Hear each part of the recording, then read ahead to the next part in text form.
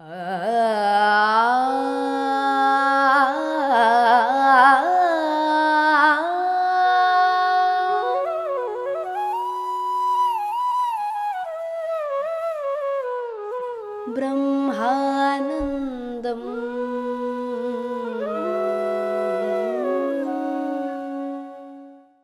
नमस्कार दोस्तों, ब्रह्मानंदम शो में एक बार आपका फिर स्वागत है। आनंद कर्णेश जी द्वारा रचित एक अद्भुत किताब a thousand seeds of Joy, इस किताब से हम आपस में विवेक बांट रहे हैं दोस्तों। तो हम जिस अध्याय के जरिए गुजर रहे हैं उसका नाम है चक्रास एंड एलिमेंट्स। हम ये 13वां अध्याय, जिसका नाम है हमारे शरीर के चक्र और इन पंचभूतों से इनका संबंध, इस शीर्षक अध्याय को हम संपूर्ण रूप से जानने का प्रयत्न करेंगे दोस्तों। तो आइए, आनंद कर्णेश जी यहाँ पर माँ से ये प्रश्न पूछ रहे हैं कि माँ, क्या आप हमें चक्रास और इन पंचभूतों के इनका जो संबंध है उसके बारे में क्या हमें आप विस्तार पूर्वक समझा पाएंगी? तो आइए दोस्तों, यहाँ हम और भी थोड़ा चक्रों के बारे में जानने की कोशिश करेंगे। हमारे शरीर के पीछे जो हमारी नाड़ी मंडल व्यवस्था है, हमारे जो चक्रास हैं, वो हमारे शरीर के एनर्जी सेंटर्स हैं, जिसे हम एनर्जी हाउस कहते हैं। इसका मतलब वो हमारे शक्ति केंद्र हैं। तो चक्रास हमारे शरीर के शक्ति केंद्र है, और जैसा कि मैंने बताया था, इनको हम जंक्शंस भी कह सकते हैं। तो हमारे भौतिक शरीर के लिए जितनी भी ऊर्जा चाहिए हमें हमारे चक्रास के द्वारा प्राप्त होती है। और ये जो चक्रास है दोस्तों, माँ कहती है कि ये शक्ति केंद्र है जहाँ हमारा शरीर हमारे आत्मा को संपर्क करता है। और जहाँ भी हम आत्मा से संपर्क करने के बारे में बात करते हैं दोस्तों, वो अधिक प्रकंपन वाले ऊर्जा में ही हो सकती है। तो माँ का यहाँ ये तात्पर्य है कि चक्रास एक ऐसे शक्ति केंद्र है जहाँ हमारा शरीर आत्मा से हाई वाइब्रेशन, हाई फ्रीक्वेंसीज में कम्युनिकेट करता है। तो और भी जानकारी देती हुई माँ कहती है कि इन शक्ति केंद्रों का जो प्रकंपन है उसकी अनुभूति आपको तभी हो सकती है जब आपका मन शांत है। अर्थात ये जो चक्रास हैं, जो हमारे शक्ति केंद्र है हमारे शरीर के, वो सब एक अद्भुत प्रकंपन में प्रकंपित हो रहे हैं। ये हमारे शक्ति क्षेत्र हैं, ये हमारे शक्ति केंद्र है, और हमें इनकी अनुभूति होनी चाहिए, निरंतर होनी चाहिए। पर नहीं होती दोस्तों, क्योंकि हमारा मन हमेशा सोचों में व्यस्त रहता है।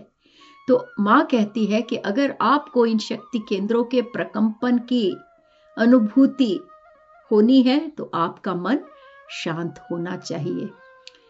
माँ कहती है कि ऐसे हमारे शरीर में कई चक्र हैं, और ये जैसा पहले भी कहा था, ये शक्ति के मूल हैं, जहाँ हमारी बॉडी, जो हमारा शरीर है, वो आत्मा के साथ मिलता है। हायर फ्रीक्वेंसीज में, ऊंचे प्रकंपनों में, इन शक्ति क्षेत्रों में हमारा शरीर आत्मा से कम्युनिकेट करता है।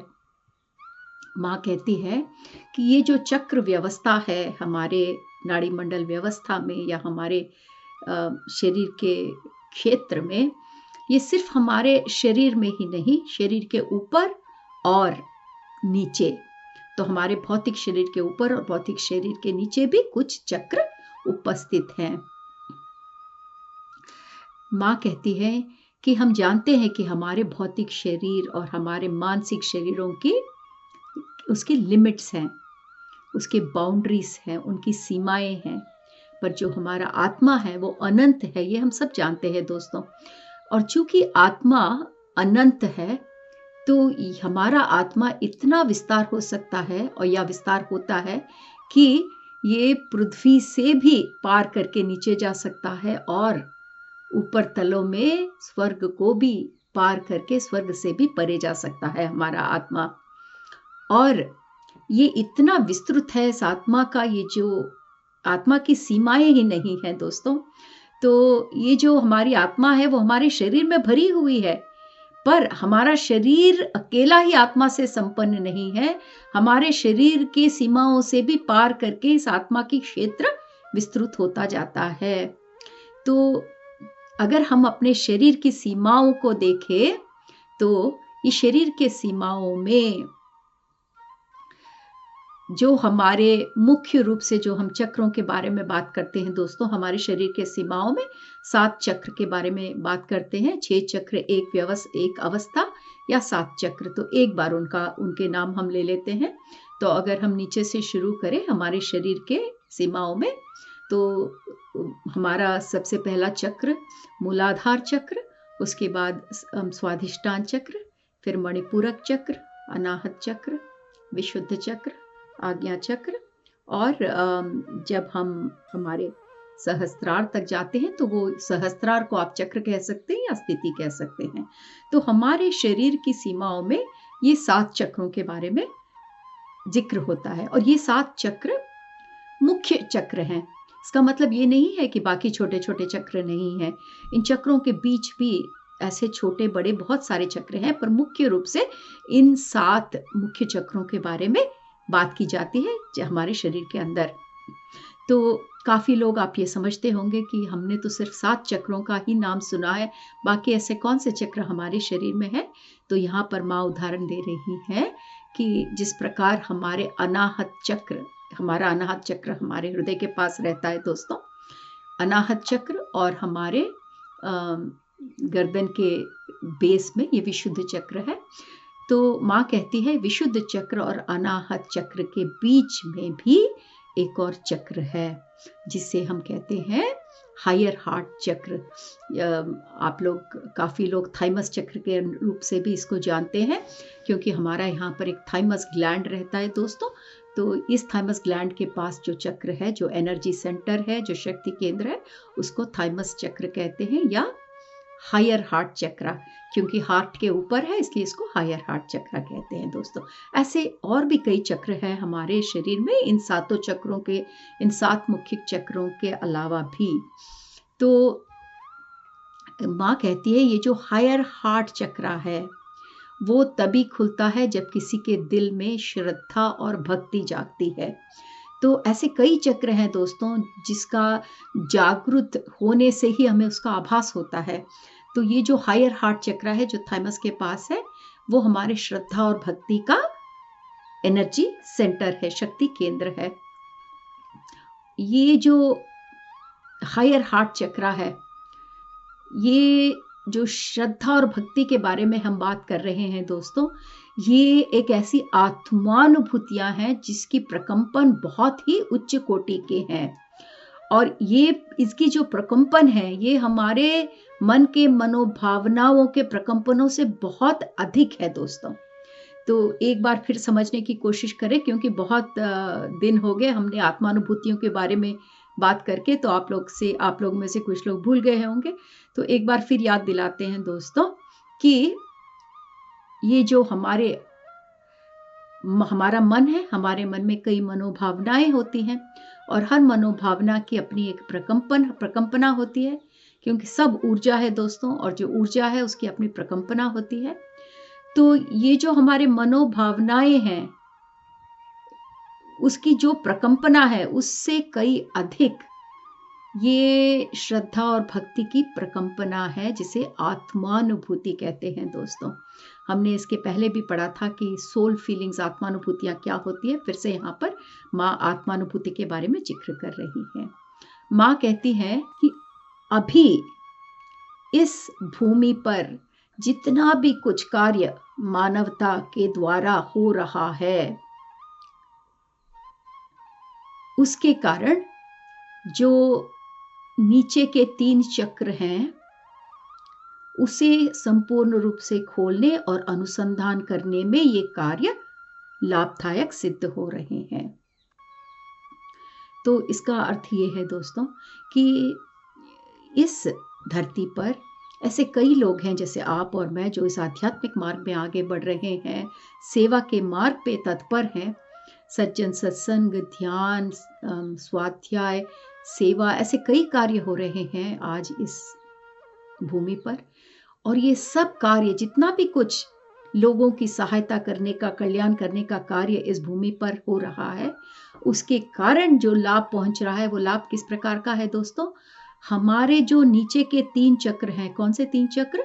मूलाधार, हमारा रूट चक्र, मूलाधार, उसके बाद स्वाधिष्ठान, फिर उसके ऊपर नाभि के पास मणिपूरक चक्र। इन तीनों चक्रों को खोलने और इनके शक्तियों को अनुसंधान मतलब अलाइन करना, तीनों को एक रेखा में बांध रखने में ये कार्य लाभदायक हो रहे हैं। और माँ कहती है कि जब ये नीचे के 3 चक्र खुलकर अनुसंधानित हो जाएंगे तो उसके कारण बड़े ही सहज रूप से ये जो हमारा अनाहत चक्र है, चौथा चक्र, वो अपने आप फूल की तरह खुल जाएगा। तो इसका मतलब ये है कि माँ कह रही है कि आपको अनाहत चक्र, दोस्तों फिर से याद रखें, अनाहत चक्र हमारा चौथा चक्र है।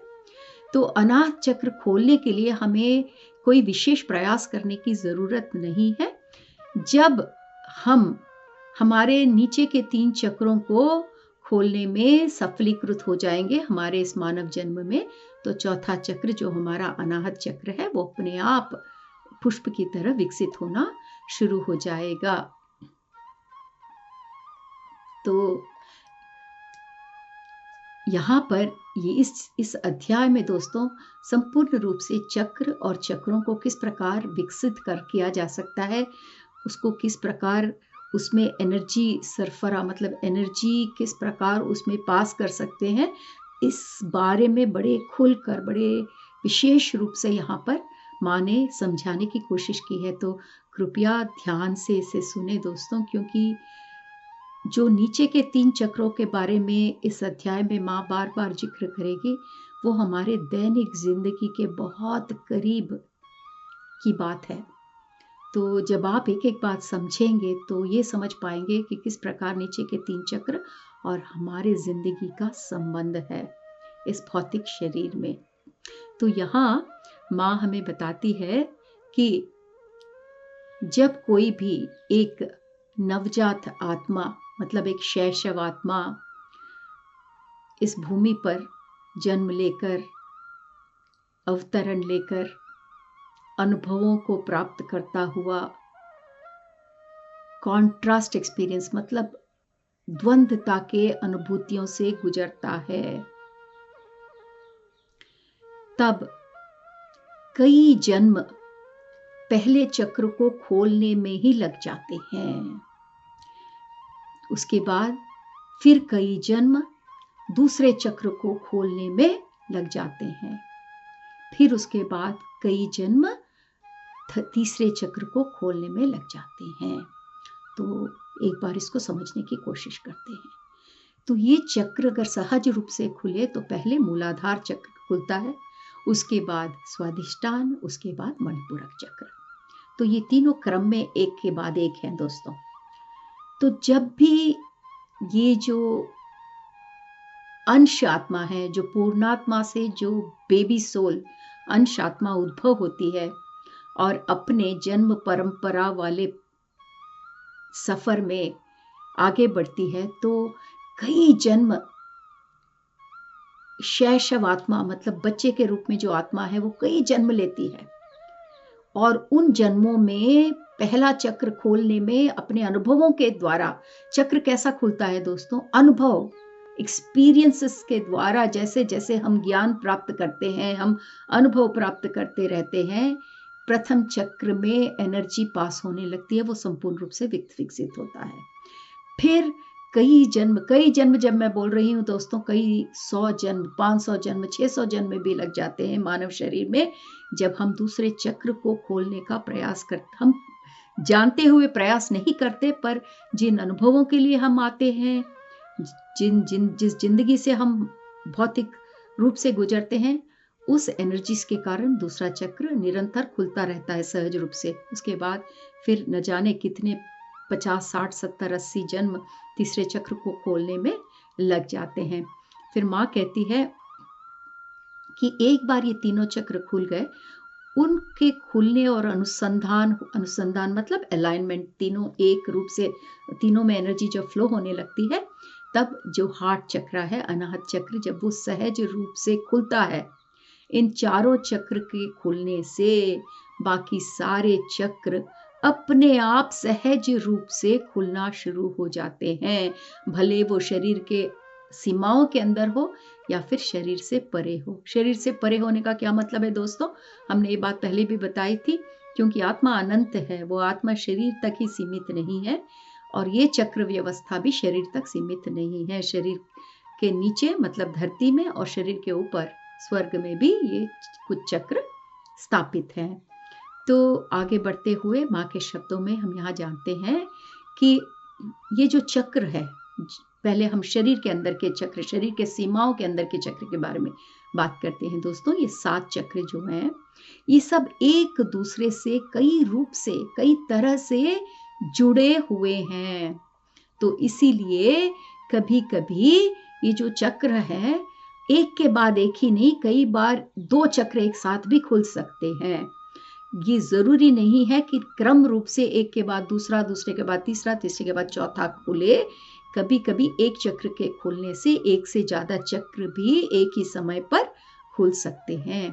पर माँ कहती है कि हमारी भलाई इसी में है कि सबसे प्रथम हम अपने नीचे के 3 चक्रों को संपूर्ण रूप से खोलने में तत्पर रहे, ना कि हमारे ऊपर चक्रों को खोलने का प्रयास करें। तो अगर सहज रूप से कोई अपने चक्र व्यवस्था को एक्टिव करना चाहे, तो ऊपर चक्रों पर फोकस करने के बजाय नीचे चक्रों के, नीचे तीनों चक्रों पर जब हम वर्क करते हैं, तो सहज रूप से हमारा स्पिरिचुअल इवोल्यूशन, आध्यात्मिक पुरोगमन होता है।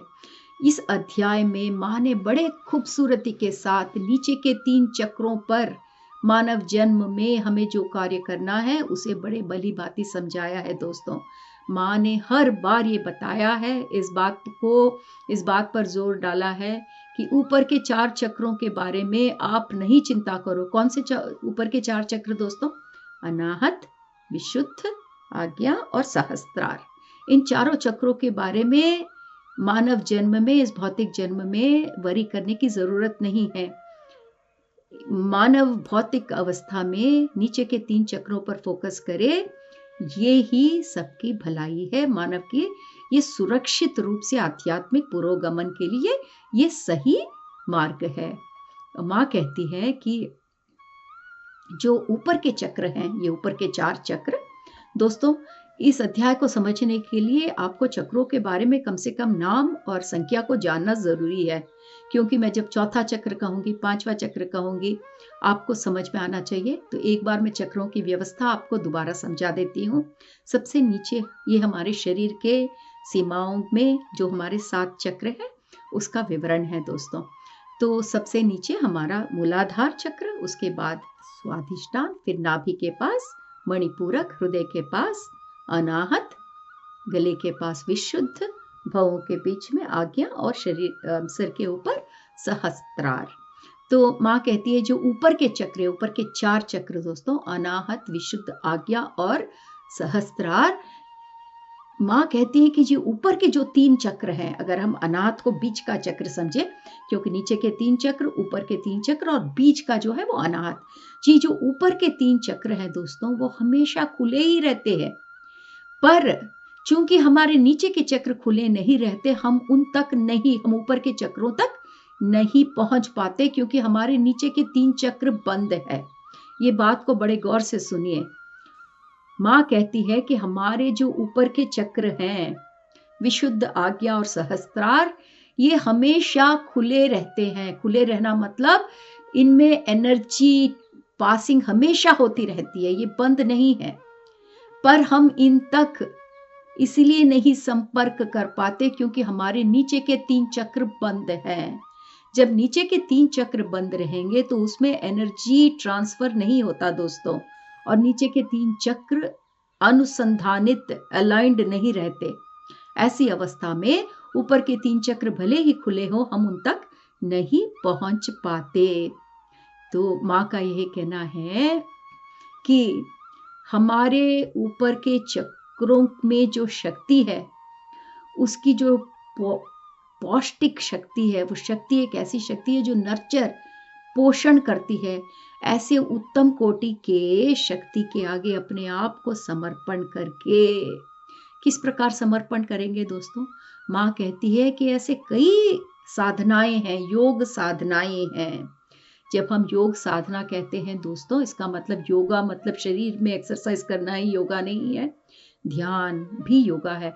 तो योगा का मतलब है हमारा तन मन शरीर आत्मा सब मिलकर जो साधना होती है, वो योगिक एक्सरसाइज है। तो ये समर्पण हम किस प्रकार कर पाते हैं? जब हम इन योगा के संबंधित साधनाओं के द्वारा अपने आप को ऊपर के चक्रों के शक्तियों के आगे अपने आप को जब समर्पण कर पाते हैं, अर्थात हमारे अंदर की आत्मानुभूतियों को जब हम जगा पाते हैं, उसके कारण हमारे नीचे की तीन चक्र जो हैं वो धीरे धीरे खुलना आरंभ करते हैं। और जैसे ही हमारे नीचे के 3 चक्र खुलना आरंभ करेंगे, उनमें शक्ति, एनर्जी ट्रांसफर, एनर्जी पास होती है दोस्तों। तो यहाँ पर माँ ने हमें एक ओवरव्यू, हमें एक समरी दे दिया, एक संक्षिप्त रूप से इन चक्रों का जो व्यवहार है, उनकी जो कहानी है, वो संक्षिप्त रूप में हमें माँ ने अभी तक समझाए। अब हमें माँ विस्तार रूप से एक एक चक्र लेकर हमें समझाएंगी। माँ यहाँ कहती है हमारे जो नीचे के चक्र हैं, कौन से चक्र दोस्तों? नीचे के 3 चक्र, मूलाधार चक्र, स्वाधिष्ठान चक्र, मणिपूरक चक्र। माँ कहती है कि नीचे के जो 3 चक्र है, हर एक चक्र एक पंचभूत से जुड़ा हुआ है। पंचभूत 5 है दोस्तों, पंच मतलब 5, भूत मतलब एलिमेंट्स। तो हमारे इस सृष्टि के पंचभूत क्या है दोस्तों? पृथ्वी, जल, अग्नि, वायु, आकाश। तो ये पंचभूत है। तो माँ कहती है जो हमारे नीचे के 3 चक्र हैं, हम ये जानने की कोशिश करें कि कौन सा चक्र किस पंचभूत के तत्वों से मिला हुआ है। तो जो हमारा पहला चक्र है, उसका मेल हमारे भूमि तत्व, पृथ्वी तत्व से मिला हुआ है। जो हमारा दूसरा चक्र है, जो है स्वाधिष्ठान चक्र, वो जल तत्व से मेल खाता है। और जो हमारा तीसरा तत्व है, तीसरा चक्र है मणिपूरक चक्र, वो वायु तत्व से मेल खाता है। तो 3 चक्रों को, 3 पंचभूत के संबंध को देखिए। पहला चक्र मूलाधार चक्र भूमि तत्व से जुड़ा हुआ है, धरती से जुड़ा हुआ है। दूसरा चक्र स्वाधिष्ठान चक्र जल तत्व से जुड़ा हुआ है। और जो तीसरा चक्र है मणिपूरक, वो वायु तत्व से जुड़ा हुआ है। माँ कहती है जो चौथा पंच तत्व है अग्नि, ये अग्नि तत्व तीनों चक्रों के साथ जुड़ा रहता है। उसका एक चक्र के साथ नहीं, हर एक चक्र, ये तीनों चक्रों के साथ समान रूप से अग्नि तत्व जुड़ा रहता है। और ये सारे जो तत्व हैं, अभी तक कितने तत्वों का जिक्र हुआ दोस्तों? भूमि तत्व मूलाधार में, जल तत्व स्वाधिष्ठान में, वायु तत्व मणिपूरक में, और अग्नि तत्व जो इन तीनों चक्रों में है। ये सारे तत्व आकाश तत्व से कहाँ जुड़ते हैं? हमारे अनाहत चक्र में। जो अनाहत चक्र है, वहां पर आकाश तत्व है दोस्तों। पंचभूतों में जो 5वां तत्व है आकाश तत्व, वो हमारे अनाहत चक्र से मेल रखता है। और ये जो सारे तत्व हैं नीचे के तीनों चक्रों में, वो आकाश तत्व से हमारे अनाहत चक्र में मिल जाते हैं। सो दोस्तों ये याद रखिए कि किस प्रकार हर एक चक्र को एक पंचभूत के साथ एसोसिएट किया गया है। क्योंकि उन चक्रों का जो नेचर है, उन चक्रों के जो गुण हैं, वो उन तत्वों से प्राप्त गुण हैं दोस्तों। तो बड़े ही सुंदर रूप से हम ये जानने की कोशिश करेंगे आगे कि किस प्रकार भूमि तत्व हमारे मूलाधार को प्रभावित करता है, किस प्रकार जल तत्व हमारे स्वादिष्टान को प्रभावित करता है और किस प्रकार वायु तत्व हमारे मणिपूरक चक्र को प्रभावित करता है और किस प्रकार ये सारे तत्व, ये चारों तत्व, अग्नि तत्व, वायु तत्व, जल तत्व और भूमि तत्व सब आकाश तत्व से अनाहत चक्र में एक होके मिल जाते हैं। तो ये बात याद रखें दोस्तों कि जब हम इन तीनों चक्रों पर कार्य करते हैं तो इन चक्रों के खुलने से हमारा अनाहत चक्र धीरे धीरे सहज रूप से अपने आप खुल जाता है और उसके खुलने के बाद हम बड़े सरल रूप से अपने ऊपर के 3 चक्रों से संबंध स्थापित कर पाते हैं, क्योंकि ऊपर के 3 चक्र हमेशा संपूर्ण रूप से विकसित खुले रहते हैं। अच्छा दोस्तों, आज का एपिसोड हम यहाँ समाप्त करते हैं। अगले एपिसोड में हम चक्रास और तत्वों के बारे में और डिटेल में जानने की कोशिश करेंगे। धन्यवाद।